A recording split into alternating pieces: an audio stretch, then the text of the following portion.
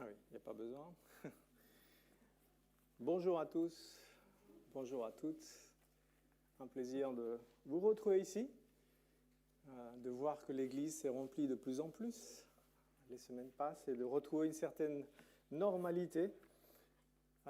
Vraiment heureux. Merci Maxime pour ce temps d'introduction, ce temps de louange, d'adoration, dans ce moment que nous vivons ensemble devant la présence de Dieu. Et à ce propos, j'étais touché par chaque moment de ta présidence, mais je ne sais pas si vous avez remarqué ce premier cantique qu'on a chanté.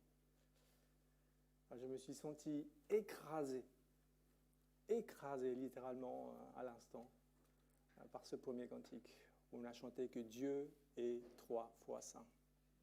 Dieu qui est 3 fois saint est là, au milieu de nous ce matin. Je me suis senti écrasé. Et quand on a prié, qu'on adore l'agneau de Dieu qui ôte le péché du monde, combien je me suis senti relevé. Et ce matin, nous sommes tenus dans la main de Dieu, dans sa présence, grâce à ce sacrifice. Combien ça fait du bien de savoir que nous sommes relevés, que nous sommes fortifiés, que nous sommes tenus dans la main de Dieu et que tout ce que nous sommes, avec nos imperfections, nos petitesses, voilà, Dieu nous accueille.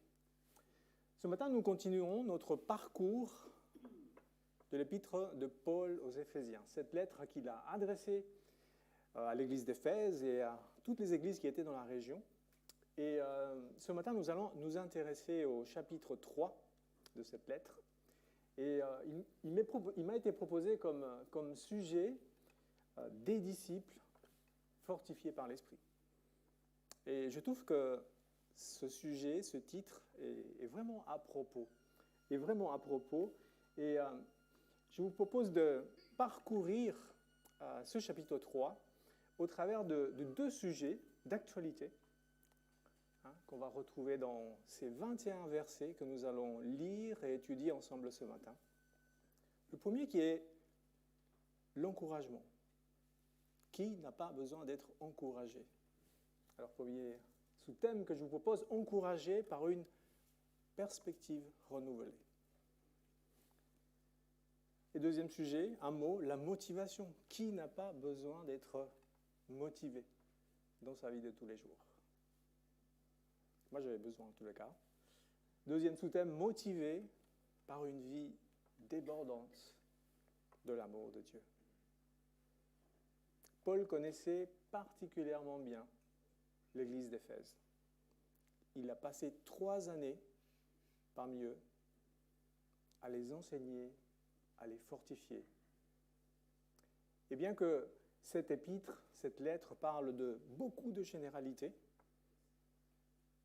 Paul s'adresse là à des gens qu'il connaît. Cette lettre est à propos pour les Éphésiens au moment où elle est reçue et lue par les Éphésiens. Je pense que pour nous aussi ce matin, elle est à propos. C'est un sujet qui nous touche, c'est un sujet qui nous concerne. Le découragement, je vais y arriver, et la démotivation. Alors, sans plus tarder, je vous propose d'aborder ce premier sujet, encouragé par une perspective renouvelée. Et on va lire les 13 premiers versets. Donc, s'affiche à l'écran, c'est petit. Désolé pour ceux qui n'ont pas leur Bible. Donc, si vous avez vos Bibles avec vous, je vous invite à suivre dans vos Bibles. Autrement, pour ceux qui n'ont pas leur Bible, je vous invite à vous rapprocher de l'écran pour pouvoir mieux suivre. Je fais la lecture de ces 13 premiers versets. Moi, Paul, je suis le prisonnier de Jésus-Christ pour vous, les non-juifs. Si du moins vous avez appris comment je fais part de la grâce de Dieu qui m'a été confiée pour vous. C'est par révélation qu'il m'a été fait connaître ce mystère tel que je l'ai déjà décrit en quelques mots. En les lisant, vous pouvez vous rendre compte de la compréhension que j'ai du mystère de Christ. Il n'a pas été porté à la connaissance des hommes, des générations passées, comme il a maintenant été révélé par l'Esprit à ses saints et ses apôtres et prophètes. Ce mystère, c'est que les non-juifs sont co-héritiers des Juifs, qu'ils forment un corps avec eux et participent à la même promesse de Dieu en Jésus-Christ par l'Évangile. J'en suis devenu le serviteur, conformément au don de la grâce de Dieu qui m'a été accordé en raison de l'efficacité de sa puissance. Moi, qui suis le plus petit de tous les saints, j'ai reçu la grâce d'annoncer parmi les non-juifs les richesses infinies de Christ et de mettre en lumière pour tous les hommes comment se réalise le mystère caché de toute éternité en Dieu, qui a tout créé par Jésus-Christ. Ainsi, les dominations et les autorités dans les lieux célestes connaissent maintenant, par le moyen de l'Église, la sagesse infiniment variée de Dieu, conformément au plan éternel qu'il a accompli en Jésus-Christ, notre Seigneur. C'est en Christ, par la foi en lui, que nous avons la liberté de nous approcher des dieux avec confiance. Aussi, je vous demande de ne pas perdre courage à cause des souffrances que j'endure pour vous. Elles sont pour vous votre gloire. Il y a bien de raisons pour être découragé dans la vie, n'est-ce pas? Moi, je commence à trouver ça long, cette crise sanitaire qu'on vit. Et parfois, ça me décourage. On peut être découragé par les problématiques économiques que ça amène. Certains sont plus impactés que d'autres, certains plus directement, d'autres un peu plus indirectement. Et ça nous décourage. Quand on regarde la situation morale de notre société, nous ne pouvons qu'être découragés. Et parfois qu'on se regarde un peu plus à soi-même et ce qu'on vit personnellement, combien on peut être parfois découragé, insatisfait de certaines situations. Peut-être ma femme qui cuisine pas suffisamment bien, ou pas autant. Peut-être mes enfants, que malgré tout le mal que je me suis donné à les éduquer, ne prennent pas les chemins que moi j'avais prévus dans ma tête. Peut-être la promotion au travail qui m'a échappé alors que j'ai tout fait pour l'obtenir. Peut-être, je ne sais pas, un examen que j'ai raté alors que j'ai beaucoup travaillé. Oui, les situations de découragement, de déception, il y en a plein. Et il est certainement très probable que ce matin, même si je ne vous connais pas tous, vous soyez d'une manière ou d'une autre découragés, déçus. Paul a expliqué au premier chapitre de cet épître, de cette lettre, à quel point nous sommes bénis, à quel point le salut est quelque chose d'immense, de merveilleux. Paul a expliqué au chapitre 2 comment Dieu nous a transportés dans les lieux célestes et nous a fait asseoir et nous a réunis dans son corps qui est l'Église. Ici, Paul fait comme une parenthèse et il nous parle d'un mystère. Je vous propose maintenant de regarder un peu plus près notre texte. Paul parle de lui. Le texte commence par ces deux petits mots, moi, Paul. C'est moi qui m'adresse à vous. Et vous trouvez dans les textes à plusieurs reprises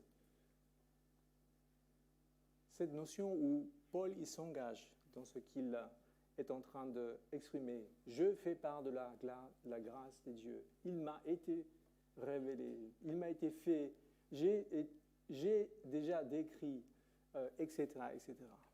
Paul parle de lui.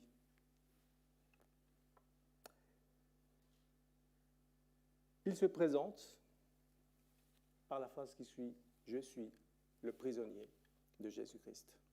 Vous savez, Paul, c'est quelqu'un qui aime grossir les traits, comme on dit. Souvent, il se présente dans ses lettres comme le prisonnier ou l'esclave de Christ. Bien sûr, Paul n'était pas esclave, c'est un homme libre. Mais c'était pour parler à quel point il était cet homme soumis, qui souhaitait obéir à Dieu. Mais ici, ce n'est pas dans le sens figuré que Paul dit qu'il est prisonnier. Il écrit effectivement depuis son lieu de captivité à Rome. Il est en prison alors qu'il écrit cette lettre. Ce texte nous présente ce Paul qu'on connaît bien, qu'on n'a pas besoin de présenter. Aujourd'hui, je ne vais pas vous faire son CV, mais je suis sûr qu'on imagine, si Paul se présentait ce matin, traversait cette porte, comment on réagirait en tant qu'Église?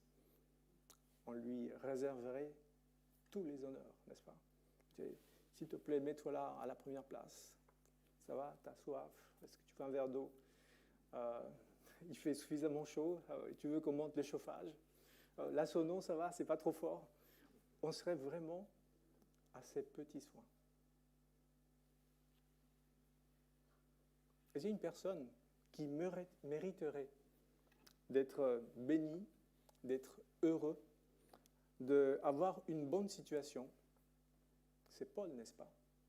Le grand apôtre, celui qui a prêché l'Évangile, celui qui a converti tant de personnes, celui qui a établi tant d'églises de son temps.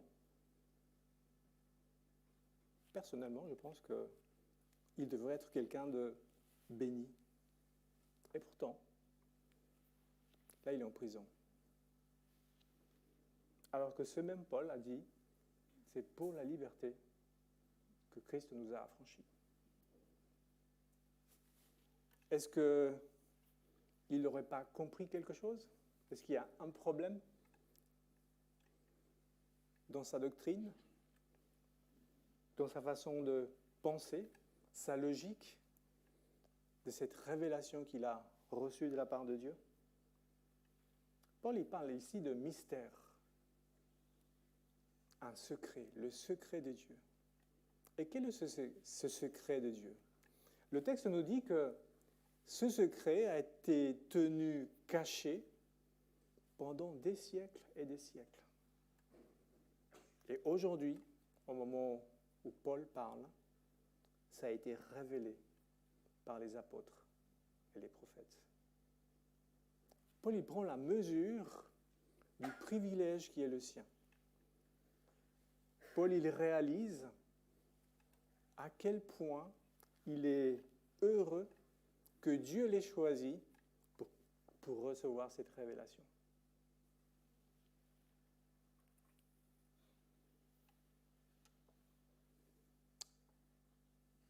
Paul, il nous confie ici que non seulement il a été fait l'objet d'une bénédiction particulière en recevant cette révélation, la révélation de ce mystère caché jusque-là, mais encore, il est heureux et il se sent privilégié de ce que Dieu lui a confié,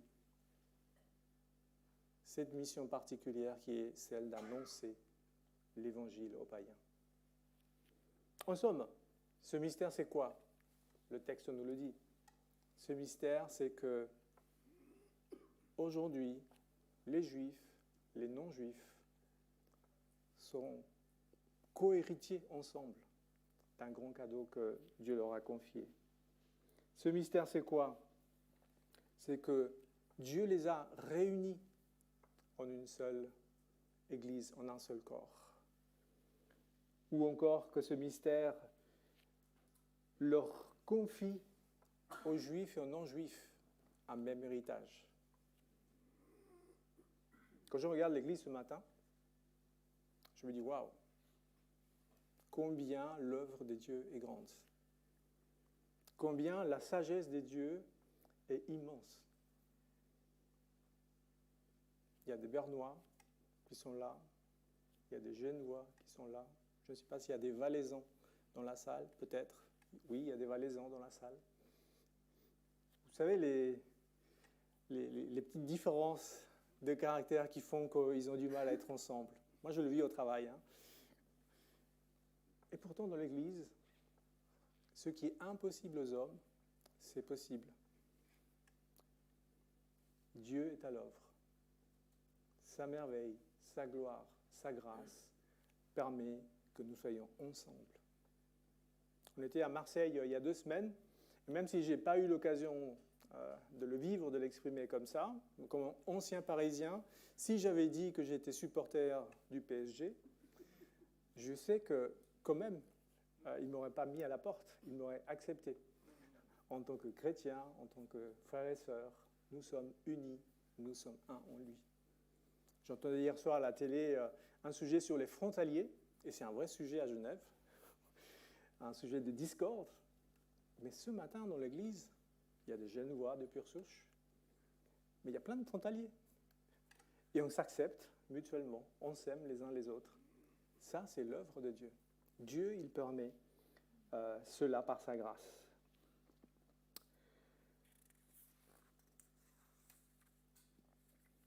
Qu'est-ce qui fait que Paul, malgré sa situation, il se permet de dire au verset 13, « Ne vous découragez pas.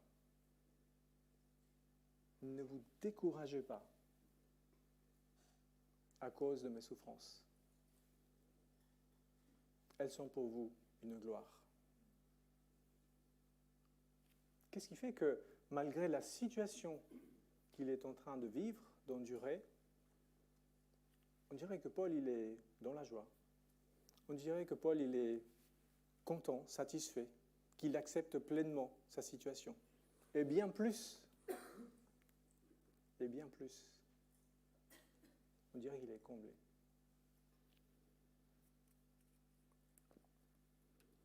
La sagesse de Dieu se manifeste certes dans la création. Hein. Il n'y a qu'à aller faire un petit tour dans la forêt, dans les montagnes.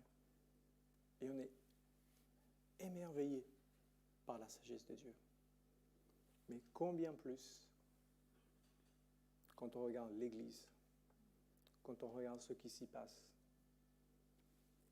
Le texte nous parle de ces anges qui sont là, qui plongent le regard et qui, même sans comprendre, sont émerveillés de ce qui s'y passe. La sagesse de Dieu. Paul y regarde plus loin. Il ne regarde pas à ce moment présent, ce qu'il est en train de vivre. Il ne regarde pas aux circonstances. Il regarde à la gloire de Dieu. Et c'est ce que ce premier morceau de texte nous invite à faire ce matin. À ne pas considérer nos circonstances de vie, à ne pas laisser ce qui nous préoccupe,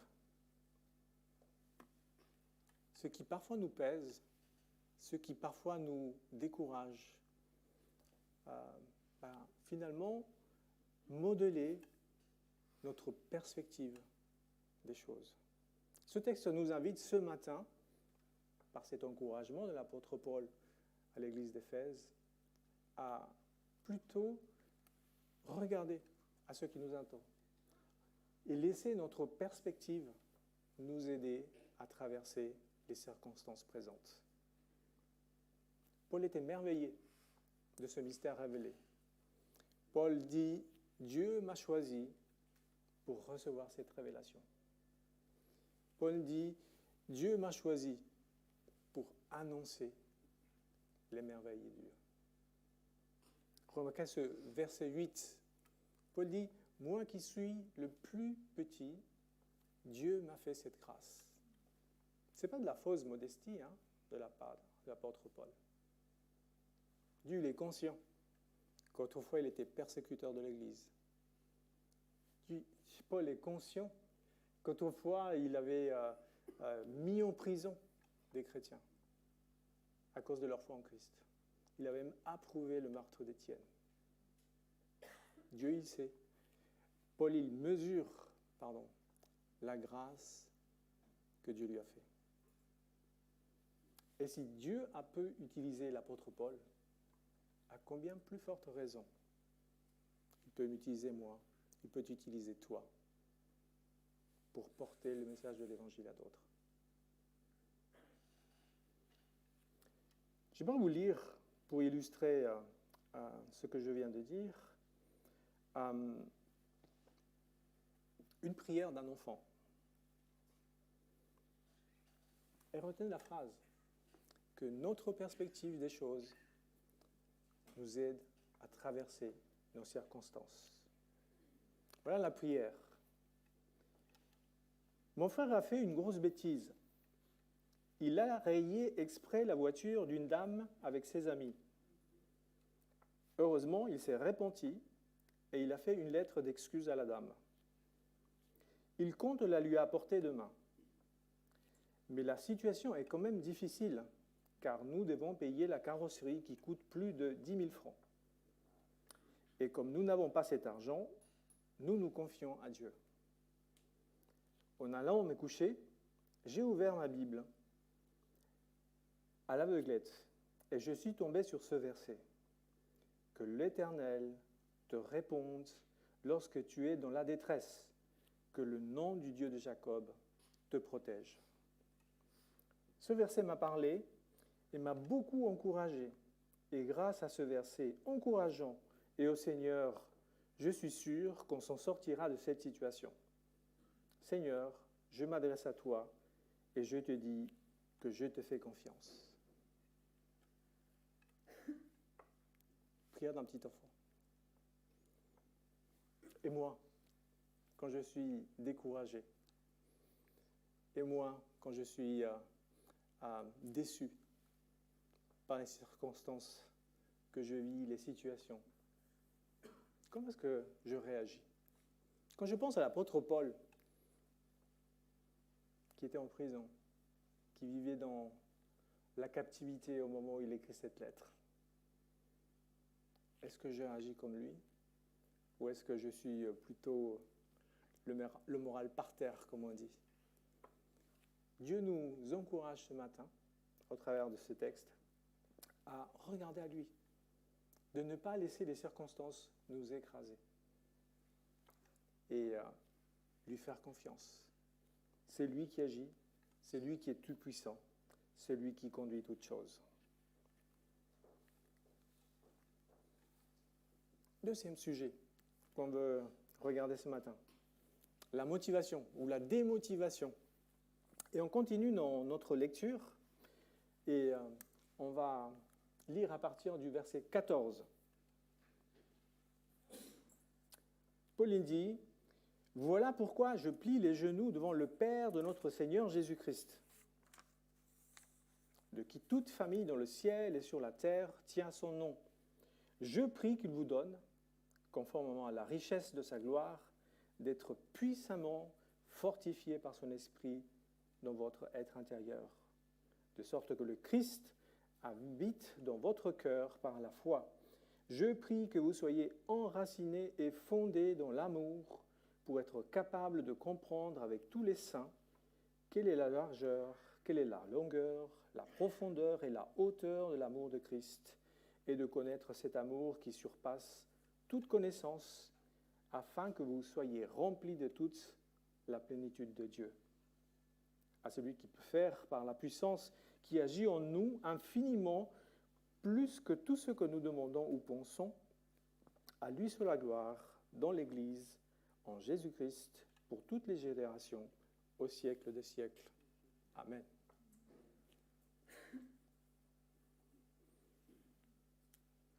La motivation.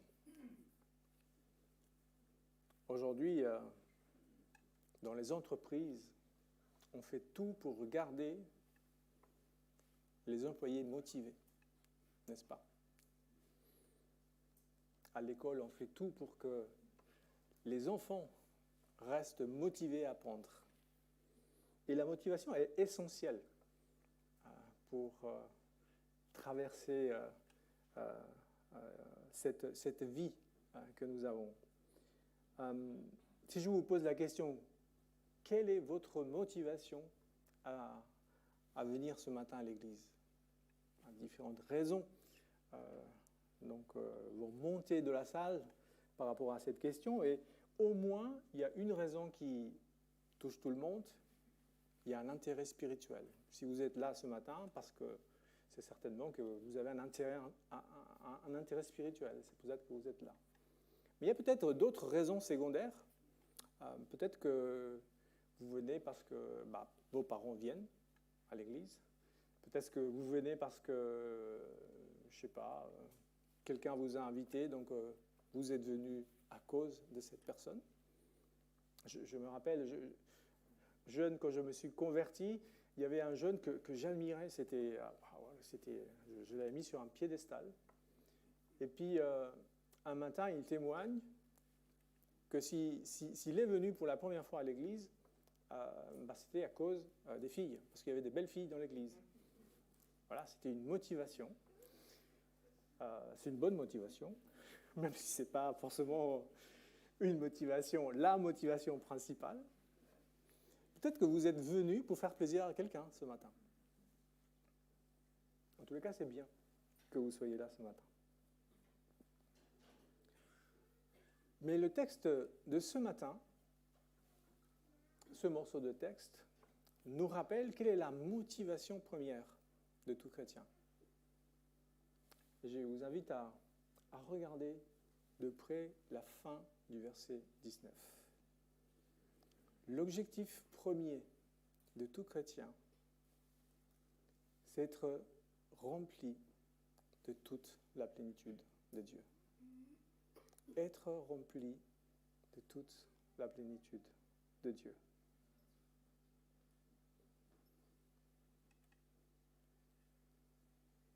Chapitre 1, chapitre 2 de l'Épître d'Éphésiens, Paul nous parle de tout ce qu'on a reçu à un moment donné dans notre vie chrétienne.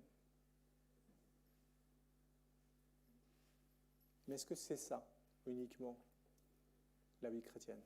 Est-ce que c'est seulement recevoir un salut, accordé par grâce? Est-ce que c'est seulement recevoir un héritage éternel? Ça, on le sait, au moment où on se convertit. Est-ce que c'est seulement être introduit dans la famille de Dieu? Paul dit ici que ce n'est pas seulement ça. L'objectif premier de Dieu pour nous, c'est que nous soyons remplis de toute la plénitude de Dieu. Moi, je me dis, waouh! Qu'est-ce que c'est que la plénitude? Dans le contexte de l'époque, on aurait pu penser que c'était une sorte d'extase un peu mystique. C'était un petit peu ce qui se vivait dans cette région, dans certaines religions. Mais les versets 16 à 19 nous parlent de toute autre chose. Paul s'adresse à l'homme intérieur, à l'être intérieur qui est le nôtre. Paul s'adresse au cœur. Et dans cet être intérieur qui est le nôtre, dans ce cœur qui est le nôtre, de ce qui fait que nous sommes ce que nous sommes et qui nous sommes, il décrit la plénitude comme étant cette puissance qui agit en nous pour nous fortifier. C'est cette action qui fait que nous sommes enracinés profondément dans la foi.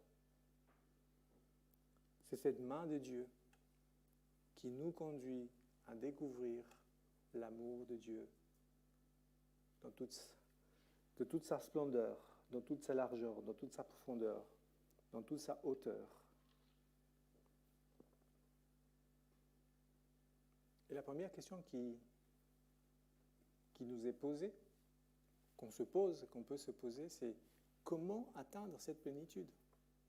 Moi, ça fait longtemps, beaucoup d'années, que je suis chrétien. Et je peux vous dire encore aujourd'hui, ce ne sera pas une surprise pour vous, je n'ai pas encore atteint cette plénitude-là. Alors que faire? Comment faire pour atteindre cette plénitude? Regardez le verset 17.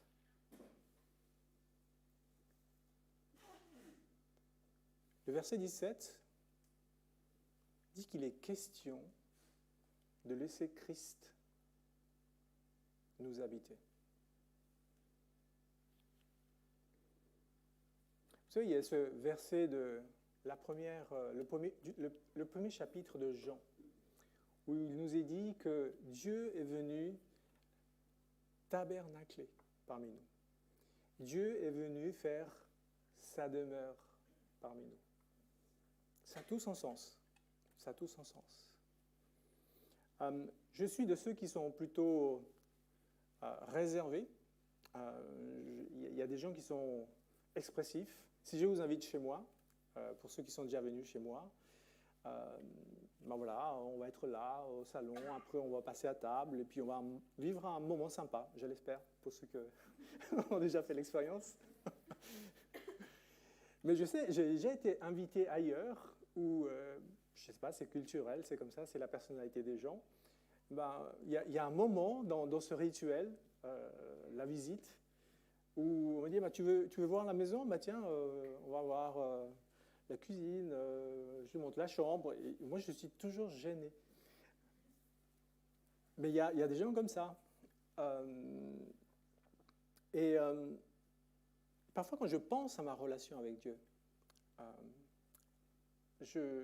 j'ai tendance à vivre cette réserve. Personnellement, je parle pour moi. Je dis, OK, Seigneur, je te laisse le salon. Voilà. Je veux bien que tu passes à la salle à manger. Allez, à la limite, que tu aides en venant de la cuisine pour chercher quelque chose. Mais par contre, ma chambre, ça c'est mon intimité. Hein. Ça, je le garde pour moi. Quand Paul dit « Laissez le Christ habiter en nous », le verbe derrière, le terme derrière, c'est « faire sa demeure ». Vous savez, on a tendance à considérer que le fait que Christ habite en nous, c'est comme s'il devenait notre locataire. Vous savez ? Nous restons les propriétaires, et lui, c'est le locataire. Et vous savez, dans un contrat de location, il y a des termes, c'est encadré, et puis il y a des choses que le locataire a le droit de faire, et puis des choses qu'il n'a pas le droit de le faire. Il doit d'aller là, d'utiliser ça, mais il n'a pas le droit d'aller là ou d'utiliser telle ou telle chose. C'est encadré. Et nous, on a tendance à considérer notre relation avec Dieu comme un terme de contrat de location. Et on considère que Christ est notre locataire. Mais l'idée derrière, dans le texte, c'est que c'est lui le propriétaire. C'est lui le propriétaire. Chapitre 2 de cet épître, de cette lettre, Paul expliquait que nous sommes devenus le temple de Dieu. Dieu, il veut prendre toute la place dans nos vies. Dieu, il veut prendre possession. C'est lui le patron. C'est lui le propriétaire de nos vies. Première condition pour connaître la plénitude de Dieu. Laissez Christ habiter en nous. Et deuxième condition qu'on trouve dans ce texte, c'est un des plus beaux textes de la Bible, je trouve, qui nous parle de cet amour de Dieu que nous sommes appelés à connaître. Cet amour qui est tellement long, tellement large, tellement haut, tellement profond, que nous nous sommes dépassés. Qu'est-ce que ça veut dire, sonder l'amour de Dieu? Je ne sais pas si vous avez déjà été dans les Caraïbes, si vous avez été dans l'océan Indien, mais vous avez certainement déjà vu dans des photos, des films, ces plages turquoises, l'eau complètement transparente, sable fin, et puis on se plaît à se baigner, et puis voilà, c'est super. Et à un moment donné, on quitte la surface, on plonge, et on est doublement, triplement, x4, x5, x10, x100, émerveillé de voir ce monde sous-marin. Si vous avez jamais fait de la plongée, ces corails, toute cette nature merveilleuse. Et c'est exactement ça dont il est question ici. Trop souvent, et là encore je parle pour moi, je reste à la surface. Je connais certaines choses de l'amour de Dieu. Oui, je sais qu'il m'aime, puisqu'il m'a sauvé. Je sais qu'il prend soin de moi. Je sais qu'il me veut quelque part, il a un avenir pour moi. C'est bien. Je reste à la surface. Mais le texte ce matin nous invite à plonger dans l'amour de Dieu, à sonder, à s'imprégner, à découvrir à quel point l'amour de Dieu est grand. Je vous invite à lire un texte dans 1 Jean chapitre 4, versets 9 à 11.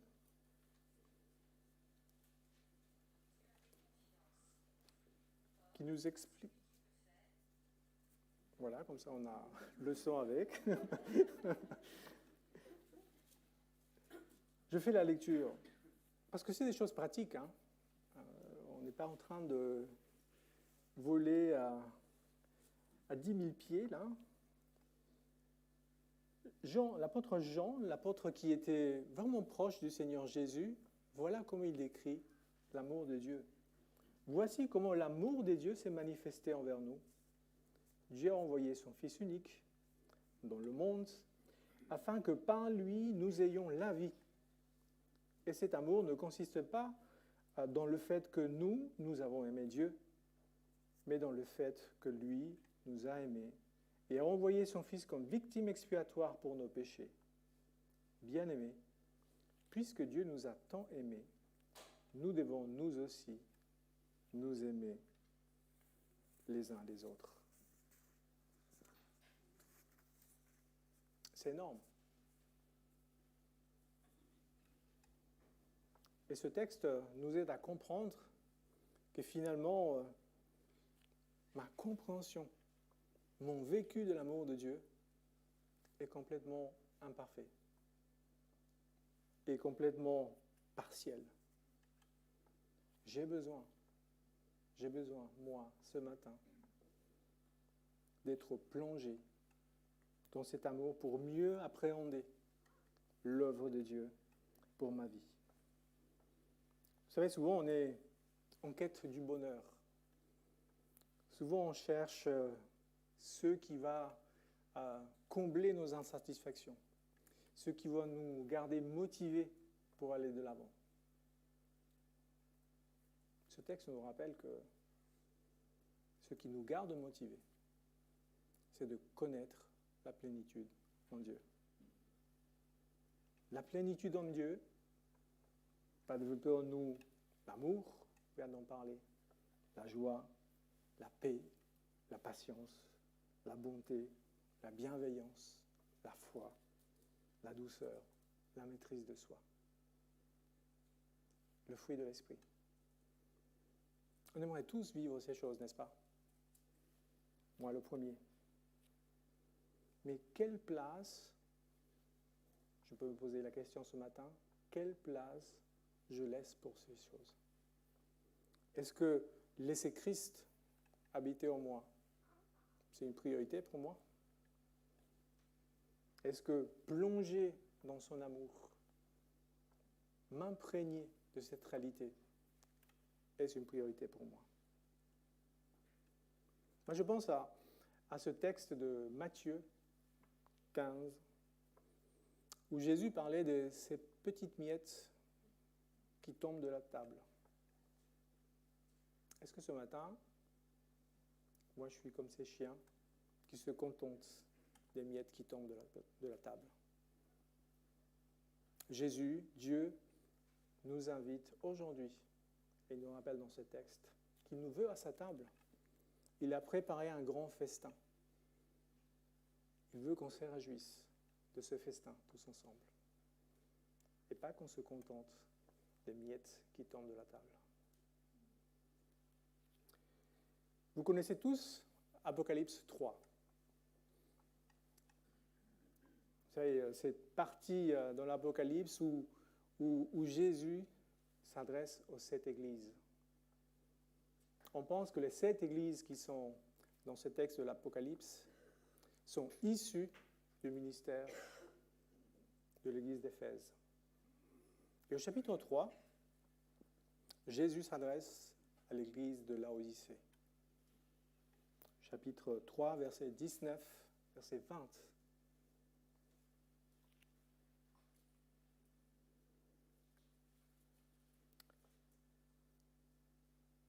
Et Jésus dit, « Répands-toi à cette église. Répands-toi. » Il y a ce verset 20 qu'on connaît bien, qu'on utilise souvent en évangélisation d'ailleurs, mais c'est un verset qui s'adresse à l'Église, à des chrétiens. Jésus dit, « Voici, je me tiens à la porte et je frappe. Si quelqu'un entend ma voix, s'il me laisse entrer, je rentrerai, je souperai avec lui. » Ce matin, Jésus toque à la porte de nos cœurs. Et nous sommes invités à le laisser rentrer et venir faire sa demeure. Alors, on se pose la question, mais comment obtenir cette plénitude? C'est la question qu'on se pose tous ce matin. Comment obtenir cette plénitude? Paul dit, verset 16, « Je plie les genoux, je prie. » On pourrait penser que pour obtenir la plénitude, il faut être fidèle au culte du dimanche matin. On pourrait penser que pour obtenir la plénitude, il faut super bien connaître sa Bible, faire des études de théologie. On pourrait penser que pour obtenir la plénitude, il faut prier tant d'heures par jour pour être proche de Dieu. On pourrait penser que pour connaître la plénitude de Dieu, il faut, je ne sais pas, faire telle ou telle chose. Paul il dit, ces choses-là sont bien, il faut les faire. Paul il dit, il faut prier. Je plie les genoux devant Dieu, celui qui a toute autorité, pour atteindre cette plénitude.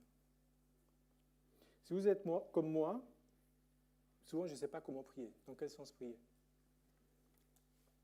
Dieu nous laisse, par l'apôtre Paul, un modèle de prière ce matin. Voilà comment vous devez prier pour vous-même, voilà comment vous devez prier pour les autres. Si vous n'avez pas comment prier pour vous-même, pour quelqu'un, priez. Priez pour que vous soyez, pour que l'autre soit rempli de la plénitude de Dieu. Prions pour nos anciens. Prions pour qu'ils soient remplis de la plénitude de Dieu. Priez pour votre voisin de chaise ce matin. Priez pour qu'elle soit remplie de la plénitude de Dieu. Voilà ce qui est bon, ce qui est juste, ce qui est agréable à Dieu selon sa volonté. Le Graal, qu'est-ce qu'on devait rechercher, tous et chacun ce matin? Être rempli jusqu'à toute la plénitude de Dieu. On a vu 2 conditions pour atteindre cela. Laisser Christ habiter en nous et explorer l'amour de Dieu. Des disciples fortifiés par l'Esprit. Nous avons besoin d'être fortifiés. J'ai besoin d'être fortifié constamment par le Seigneur. Et vous savez, c'est spirituel. La communion fraternelle, c'est bien. Et ça contribue d'une certaine manière à notre encouragement. Il y a des facteurs externes qui peuvent contribuer à notre bonne marche dans la foi. Mais ce qui est vrai, ce qui est profond, c'est spirituel.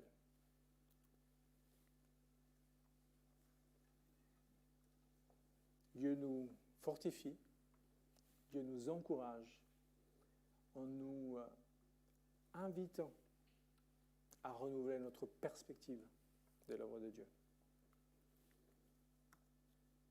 Dieu nous motive à aller de l'avant, à continuer de persévérer jusqu'au bout, en nous appelant à être remplis de cette vie débordante de son amour à laquelle on est appelé. Alors moi, j'aimerais conclure en vous proposant, dans ces jours qui viennent, dans les semaines qui arrivent, deux choses.